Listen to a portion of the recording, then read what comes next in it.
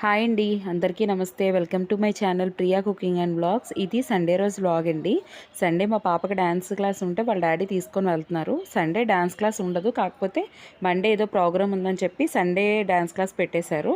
మా పాపకి ఏంటంటే Monday, Wednesday, Friday dance class ఉంటుంది. ఇంకేదో ప్రోగ్రామ్ ఉందని చెప్పి సండే పెట్టేశారు. ఇక్కడ నేను మధ్యాహ్నం లంచ్ కోసం అని చెప్పి ఎగ్స్ వండుతున్నాను. ఎప్పుడు ఎగ్స్ వండను, సండే ఏదైనా చికెన్ మటన్ ఏమైనా తెప్పిస్తాను. కాకపోతే ఈ వీక్ న్యూ ఇయర్కి తిన్నాము, ఇంకా తినాలంటే ఇంట్రెస్ట్ లేదు, అందుకే చెప్పి ఇంక ఈరోజు ఎగ్సే వండుతున్నాను.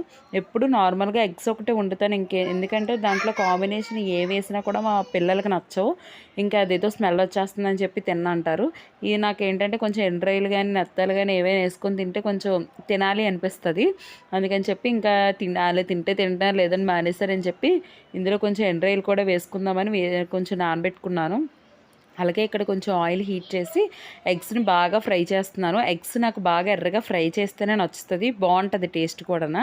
ఇక్కడ ఎగ్స్ అన్నీ కూడా నేను ఫ్రై చేస్తాను. అలాగే నేను నానబెట్టుకున్న ఎండ్రాయిలు కూడా ఫ్రై చేస్తాను. అలా ఫ్రై చేస్తే స్మెల్ అది రాకుండా ఉంటుందని చెప్పి కొంచెం బాగా ఎర్రగా ఫ్రై చేసుకుంటాను. కొంతమంది ఏంటంటే రొయ్యలన్నీ ఫ్రై చేయరు, డైరెక్ట్గా కూర వండేటప్పుడు వేసేసుకుంటారు. నాకు ఎందుకు అలా నచ్చదు. ఎప్పుడు వండినా ఫ్రై చేసి మాత్రమే వండుతాను. ఇగో ఇక్కడ అవే ఫ్రై చేస్తున్నాను.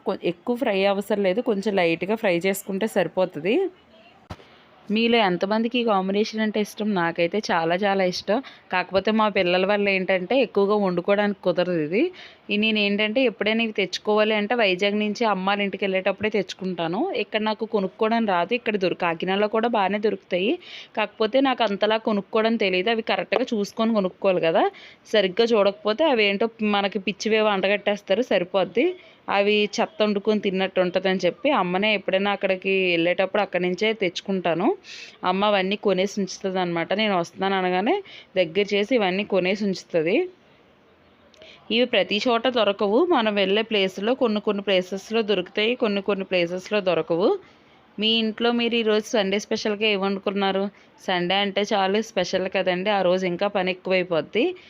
ఇంకా నేను ఇవి ఎండ్రాయిలు కూడా తీసేసుకున్న తర్వాత కొంచెం కరివేపాకు ఉంటే కరివేపాకు వేసుకొని ఉల్లిపాయల ముక్కలు కూడా వేసుకుంటున్నాను.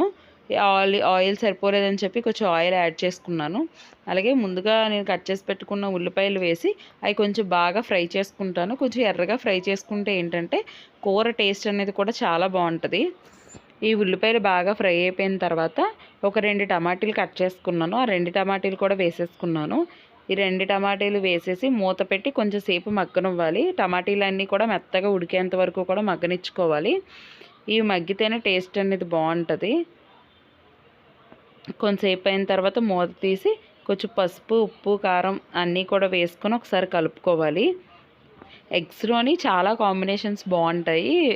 బంగాళదుంప వేసుకున్నా బాగుంటుంది, ములంకాళ్ళు వేసుకున్నా కూడా ఇంకా టేస్ట్ బాగుంటుంది. అవి ఏంటంటే ఆ ములంకాళ్ళు కూడా మంచి మంచి ములంకాళ్ళు అయితే ఇంకా టేస్ట్ భలే ఉంటుంది.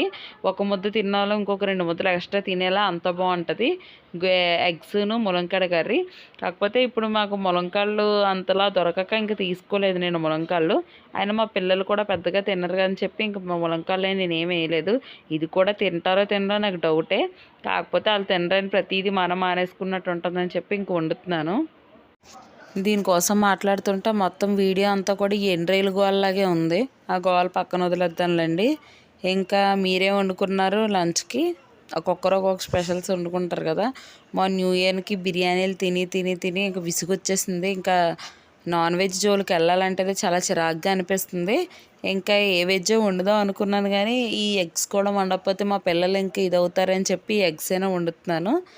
స్కూల్కి క్యారేజ్ కడితే ఏ గడ్డి అయినా చక్కగా తింటారు, కానీ అదే గడ్డి ఇంట్లో పెడితే మటుకు అసలు తినడానికి ఒప్పుకోరు. ఎన్ని రకాలు మంచి రకాలు వండినా ఇంట్లో మాత్రం చోరన్నమే అడుగుతారు. అదే స్కూల్కి ఏది కట్టనివ్వండి అది బంగారంలా తినేస్తారు, అదేంటో కానీ. ఆ మేడం పక్కన కూర్చుంటుందేమో, రోజు ఇంటి దగ్గర కూడా తినడానికి ఆ మేడం తీసుకొచ్చేయాలి. ఏంటో వీళ్ళ నాటకాలు, అస్సలు తినడానికి ఒప్పుకోవట్లేదు. మా పిల్లలు అయితే అస్సలు తినరు. మా పాప అయినా కొంచెం బెదిరిస్తే తినేలా తింటుంది, ఈడైతే అసలు తినడు. ఇంకా ఫైనల్గా నా ఎగ్ కర్రీ కూడా రెడీ అయిపోయింది. ఇంక ఇప్పుడు వాళ్ళకి పెట్టాలి. వాళ్ళైతే ఇంకా మొహాలు రకరకాలుగా పెడతారు ఈ ఎండ్రాయిలు కానీ చూస్తే. ఇంకా మా పిల్లలు ఏం చేస్తున్నారా అని చెప్పి చూడడానికి వచ్చాను. ఎగ్జామ్స్ ఉన్నాయి, ఇంక మండే నుంచి ఎగ్జామ్స్ తర్వాత హాలిడేస్ ఇచ్చేస్తారు కదా, పొంగల్ హాలిడేస్. ఎగ్జామ్స్ కదా చదవండి అంటే నేను అటు వెళ్ళిపోయానని చెప్పి శుభ్రంగా ఇద్దరు కొట్టుకుంటున్నారు. నేను రావడం చూసి ఏదో చదివినట్టు పెద్ద చదివినట్టు నటించేస్తున్నారు. తెలుగు ఎగ్జామ్ అంట స్టార్టింగు. ఈ తెలుగుకు దీనికి అసలు సరిగ్గా రాదు. కానీ తెలుగులోని 50కి 49 మార్క్స్ వచ్చేసాయి. మరి ఎలా వచ్చేసాయో తెలియట్లేదు. పక్కనున్న వాళ్ళు ఎవరన్నా చూసి రాసేసి ఉంటుంది ఏమాత్రం.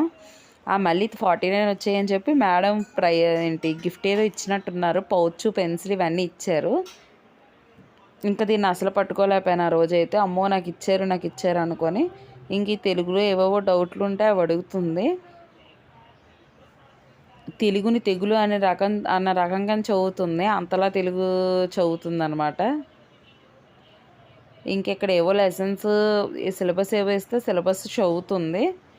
ఇంకా నేను లంచ్కి బ్రౌన్ రైస్ తిందాం కదా అని చెప్పేసి బ్రౌన్ రైస్ వండుకున్నాను.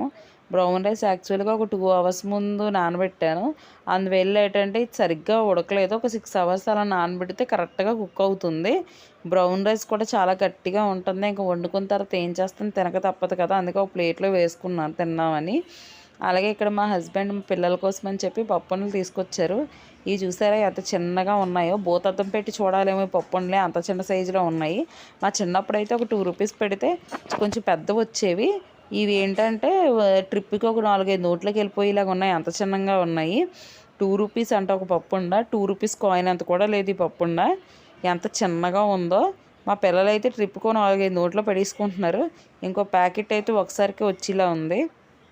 అలాగే సాయంత్రం డ్యాన్స్ క్లాస్కి వెళ్ళింది కదా మార్నింగ్. కొత్త స్టెప్స్ ఏవో నేర్పించారని చెప్పి ఇక్కడ చేసి చూపిస్తుంది.